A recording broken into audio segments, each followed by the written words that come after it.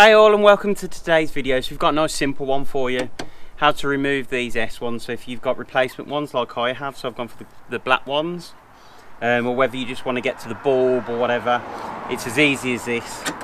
Pull towards the front of the car and it's off. So if you look on the back of here, there's just 1, 2, 3, 4 clips that just hook into place, and they can only be removed with the bonnet open. Then obviously take that light bulb out. See, we don't even need that bit. We can just unclip that. Clip that back in place. Then just line up these here and these two on the back to here and here. Slide into place, and it's as easy as that. That was less than a minute to get that one off and the new one on. So what we'll do, obviously, before you drive, is test those lights to make sure they're working. I'm going to try and get hold of some non-orange bulbs that flash orange, so you don't get this egg effect. But really impressed, that's a nice little mod to do.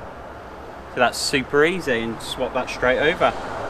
If you found that video useful, please hit that like button and subscribe, and hit the notification bell so you get alerts every time we upload new content for the R56. Thanks for watching, and we'll see you in the next video.